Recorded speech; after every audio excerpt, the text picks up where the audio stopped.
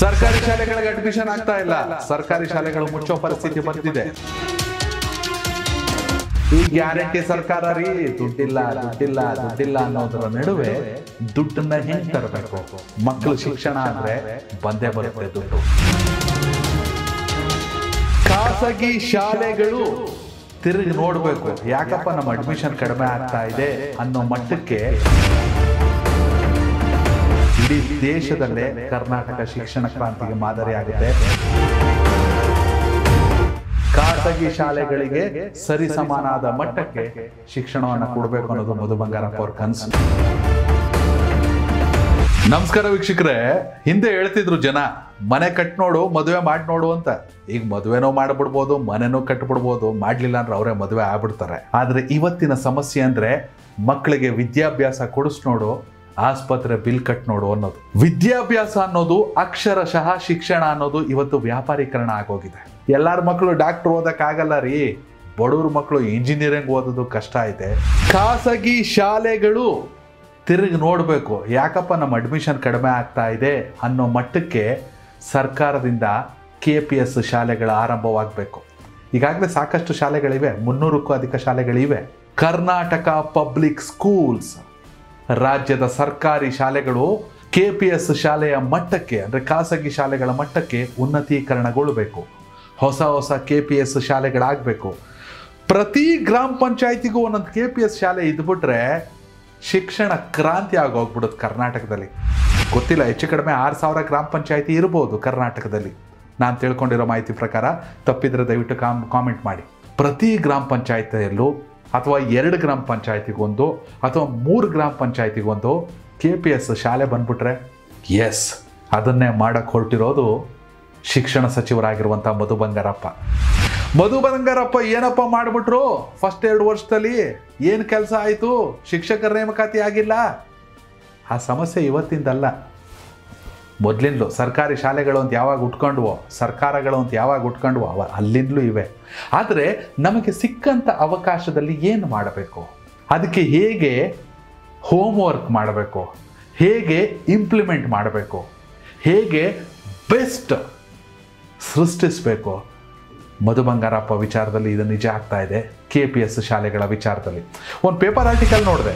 ಇಡೀ ರಾಜ್ಯದಲ್ಲಿ 800 KPS ಶಾಲೆಗಳ ನಿರ್ಮಾಣಕ್ಕೆ ಸರ್ಕಾರದ ಮುನ್ನುಡಿ.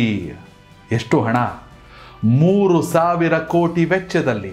ಅಂದರೆ ಒಂದೊಂದು KPS ಶಾಲೆಗೆ ಕನಿಷ್ಠ 4 ಕೋಟಿಯನ್ನು ವಿನಿಯೋಗಿಸೋಕೆ ಸರ್ಕಾರ ಸಜ್ಜಾಗಿದೆ. ಈ ಗ್ಯಾರಂಟಿ ಸರ್ಕಾರ ರೀ ದುಡ್ಡಿಲ್ಲ ದುಡ್ಡಿಲ್ಲ ದುಡ್ಡಿಲ್ಲ ಅನ್ನೋದರ ನಡುವೆ ದುಡ್ಡನ್ನ ಹೆಂಗ್ ತರಬೇಕು? ಮಕ್ಕಳು ಶಿಕ್ಷಣ ಅಂದರೆ ಬಂದೇ ಬರುತ್ತೆ ದುಡ್ಡು.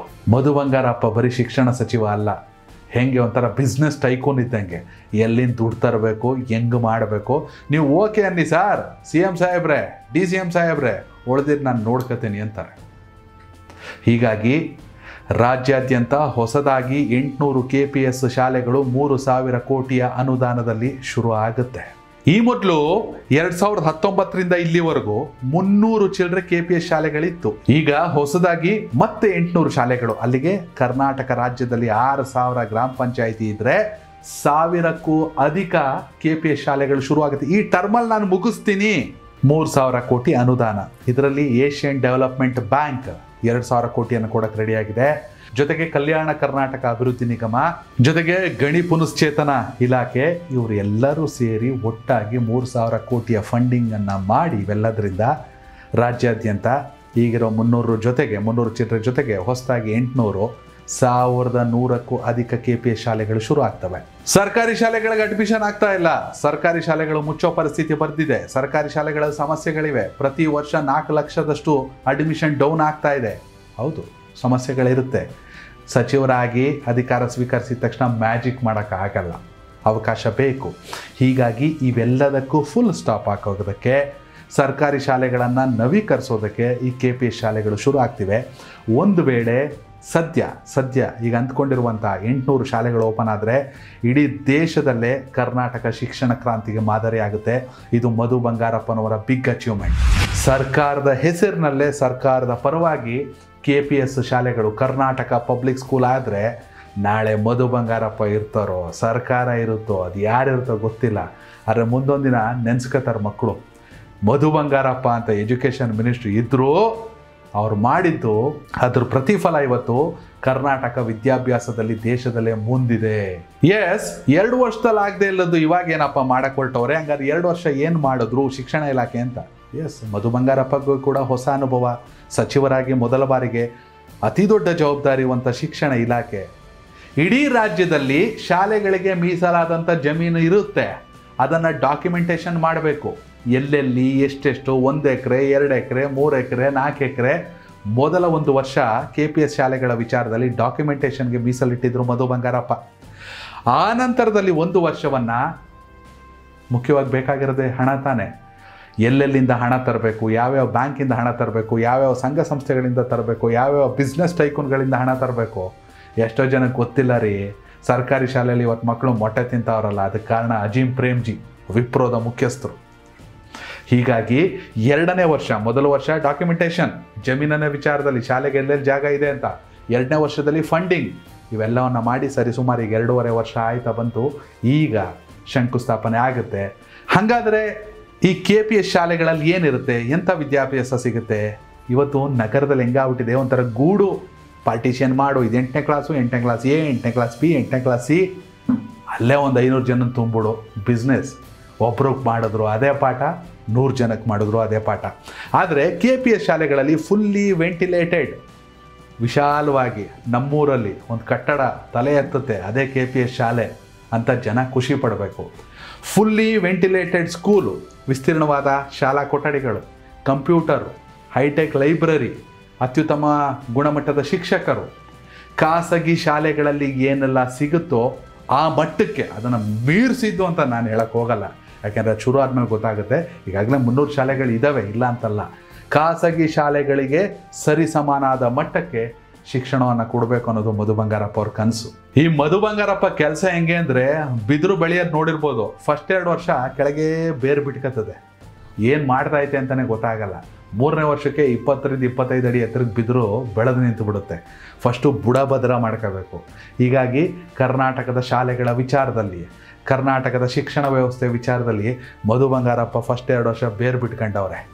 ಏನು ಮಾಡಬೇಕು, ಹೆಂಗೆ ಮಾಡಬೇಕು ಅಂತ. ಯಾಕಂದರೆ ಯಾವ ಒಬ್ಬ ಶಾಸಕ ಅಥವಾ ಯಾವ ಒಬ್ಬ ಸಚಿವ ಅಥವಾ ಯಾವ ಒಬ್ಬ ಮುಖ್ಯಮಂತ್ರಿ 5 ವರ್ಷದಲ್ಲಿ ಕನ್ನಂಬಾಡಿ ಕಟ್ಟೋಕ್ಕಾಗಲ್ಲ. ಆದರೆ ನಿಜಕ್ಕೂ ಏನು ಮಾಡ್ಬೋದು ಅದನ್ನು ಮಾಡಿ ತೋರಿಸ್ತಾ ಇದ್ದಾರೆ ಮಧು ಬಂಗಾರಪ್ಪ ಅವರು. ಅದು 2.5 ವರ್ಷದಲ್ಲಿ.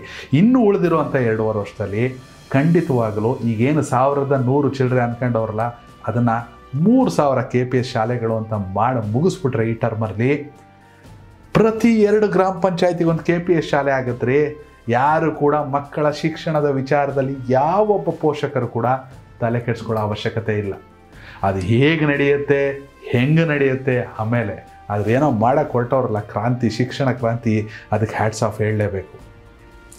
ಅದೆಷ್ಟೇ ಕ್ರಿಟಿಸಿಸಮ್ ಬರಲಿ, ಅದೆಷ್ಟೇ ಜನ ಟೀಕಿಸ್ಲಿ, ಅದೆಷ್ಟೇ ಜನ ಮಧು ಬಂಗಾರಪ್ಪ ಒಳ್ಳೆ ವಿದ್ಯಾರ್ಥಿ ಆಗಿರಲಿಲ್ಲ ಅಂತ ಹೇಳಲಿ, ಆದರೆ ಸಚಿವರಾಗಿ, ಶಿಕ್ಷಣ ಸಚಿವರಾಗಿ ತಾನು ಅನುಭವಿಸಿದ್ದು ತನ್ನ ಕೈಲಿ ಆಗದೇ ಇಲ್ಲದ್ದು ಬೇರೊಬ್ಬರ ಕೈಲಿ ಆಗದೇ ಇರಬಾರದು. ಯಾವುದು ಅಸಾಧ್ಯ ಅನ್ನಿಸ್ಬಾರ್ದು ಶಿಕ್ಷಣದ ವಿಚಾರದಲ್ಲಿ ಅನ್ನೋದನ್ನು ಮಧು ಬಂಗಾರಪ್ಪ ಮಾಡಕ್ಕೆ ಹೊರಟಿದ್ದಾರೆ.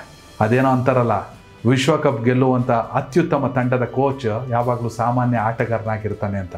ನಾನು ಮಾಡಿದ ತಪ್ಪನ್ನು ಬೇರೆಯವರು ಮಾಡಬಾರ್ದು ಅನ್ನೋದು ಅವನ ಉದ್ದೇಶ ಆಗಿರುತ್ತೆ.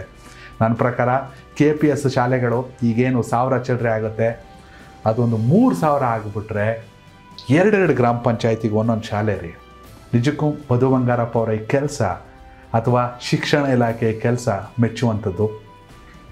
KPS ಶಾಲೆಗಳಲ್ಲಿ ಯಾವೆಲ್ಲ ಫೆಸಿಲಿಟಿ ಇರಬೇಕು, ಕರ್ನಾಟಕ ಪಬ್ಲಿಕ್ ಸ್ಕೂಲ್ ಖಾಸಗಿ ಶಾಲೆಗೆ ಯಾವುದರಲ್ಲೂ ಕಡಿಮೆ ಆಗಬಾರ್ದು ಅಂದರೆ ಏನೆಲ್ಲ ಶಿಕ್ಷಣ ವ್ಯವಸ್ಥೆಯಲ್ಲಿ ಇರಬೇಕು, ಸರ್ಕಾರ ಅದಕ್ಕೆ ಏನು ಮಾಡಬೇಕು, ದಯವಿಟ್ಟು ಕಾಮೆಂಟ್ ಮೂಲಕ ತಿಳಿಸಿ. ಧನ್ಯವಾದಗಳು. ಕನೆಕ್ಟ್ ಕರ್ನಾಟಕ, ಇದು ನಿಮ್ಮ ನೆಟ್ವರ್ಕ್.